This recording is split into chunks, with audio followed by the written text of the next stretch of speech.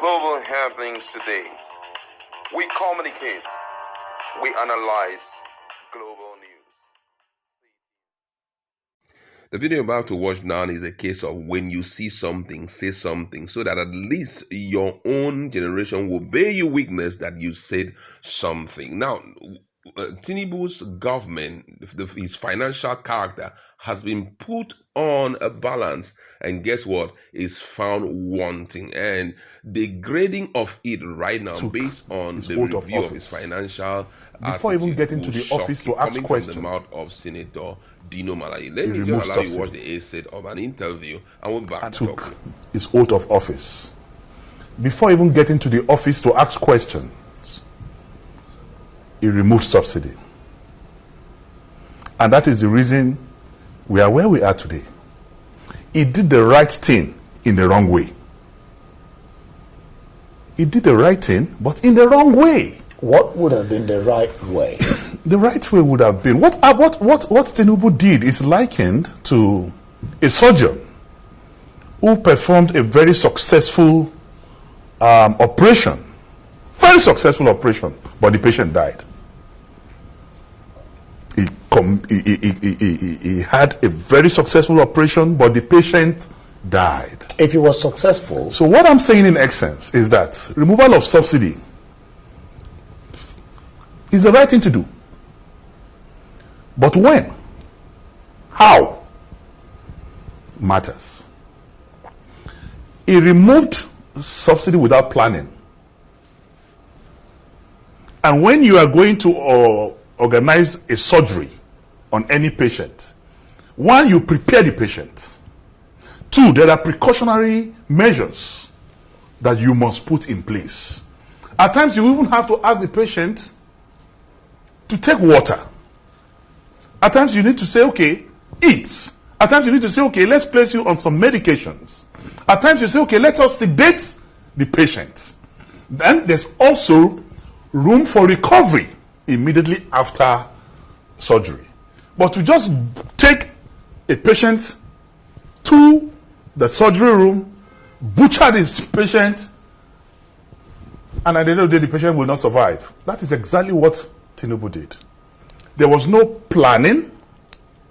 There was no succor. There were no buffers. No ameliorative measures.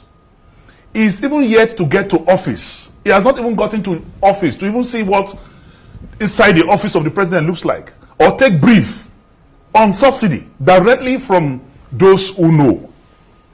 Without, just unceremoniously. Even before you get to your office, you commit that kind of chaos. And that is what created the chaos we are facing today.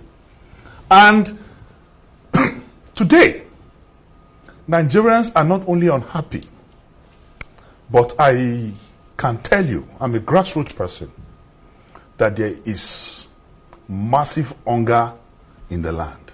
The president just said the other day that from January to August 2025, total collections reached. I mean that the administration has achieved their revenue target. That's something to smile about. He says from January to... I'm coming, let me land. From January to August 2025, total collections reached 20.59 trillion naira, a 40.5% increase from 14.6 trillion recorded in 2024. If that statistic is correct, why is the president borrowing 1.7 billion from World Bank? He also said that they have stopped borrowing. Maybe that is not correct. I just gave you that figure now. Why is the president? Why did he borrow 1.7 billion dollars from the World Bank? Why, as the Senate, approved 21 billion dollars so far, and with many others coming for consideration? Many others are still coming for consideration. Mind you, and this government is one of the most reckless governments in the history of this country. How do you mean? The president who said he wanted to come and curb wastages bought a yacht. That yacht that the president bought has never been to the perimeter, territorial area of Nigeria. is between Monaco and Paris. And what do we need a yacht for? In a time of austerity, in a time of pervasive hunger like this? The president also, within few months in office, bought a presidential jet that cost Nigeria billions. No, he said it was a gift. I am telling you that it was purchased. Gift by who? Gifts are to be declared. Gifts are to be declared. A president who gets a gift, why was Tom David West removed from office? It was because he got a gift of a gold wristwatch that was not declared. If you have a gift, declare who gave it to you. And they called it a gift because that's the money used in the purchase of that aircraft was not appropriated by the National Assembly. That is why it was tagged a gift. Then again, since Tafawa Balewa, Azikiwe, up down to Buhari, every president and prime minister in this country used Mercedes-Benz S-Class as their official vehicle. The president is using a bomb jammer Mercedes-Benz, the same type that Trump is using in America. And you say you want to curb wastages? But you know, you're not different. Hold on, Dino. If you allow me, hold on. I don't want my thoughts distorted on this particular line. Okay. And again, the same president, in the 8th Senate, the budget of the National Assembly was 150 billion. From 150 billion, today the president have increased the budget of the National Assembly to over 370 billion in order to make them a parastatal or department of the villa. So a president who said he was coming to curb wastages, who said he was coming to renew hope. I can catalog all this. Bought a yacht, bought a Cadillac, bought an aircraft, increased the money of the National Assembly, and I've borrowed like no other president in history. If you are making more money, then why are you borrowing? To the extent that the Speaker of the House of Representatives today, I read it. He was is also concerned, despite he's a member of the APC. I read that he was talking about. And how we will not be surprised if the president starts borrowing from Opay and money points very soon. Well, Senator.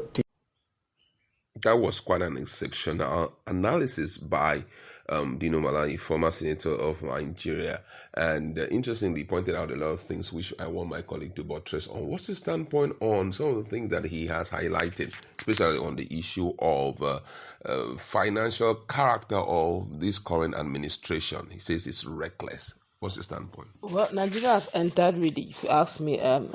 Does he, except want to lie to herself? He started by being very bogus.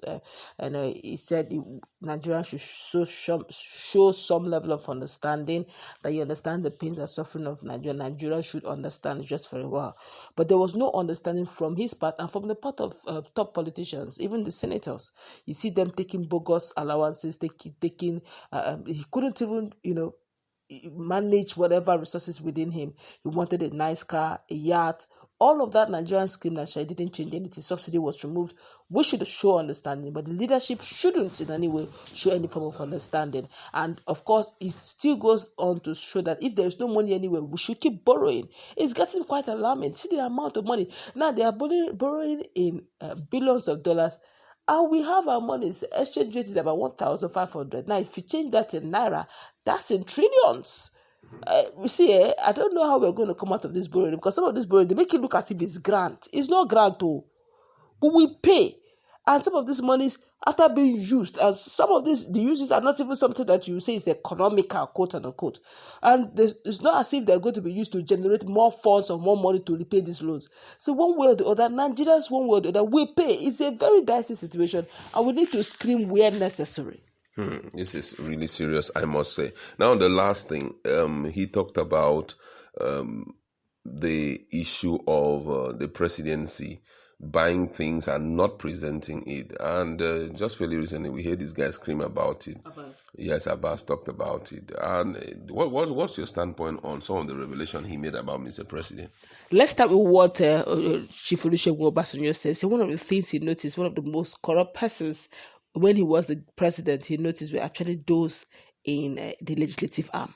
He said, if you do not allow them to have their way and their say, whatever thing you bring before them, they will never approve. But if you notice that each time Bola Ahmed Tinubu comes around, they keep singing and dancing, oh, your mandate, we shall stand. Jagaban, they are happy. Jagaban is happy. Take your own, I take my own. Let's just make this thing.